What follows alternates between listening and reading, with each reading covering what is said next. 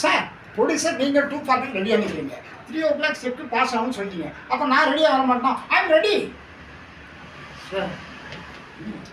இவன் இங்கே வந்தான். ஓ அவன் இவன் சொல்லாது, அவ்வளோ 70 lakhs ப்ரொடியூசர். சார் செக்கு தந்துருப்பாரு. செக்கு கொடுத்துட்டார், 25,000 டெபாசிட் பண்ணிடுறேன். பண்ணிட்டேனே சார். Mental sir. இந்தா ஆமா மெண்டலா? ஆமா சார். 5 கம்பெனி ஏறி இறங்கி டைரக்டர்லாம் அறுத்து இருக்கிறாரு இவரு சார். அப்படியா? ஆமா சார். ஆமா சார்.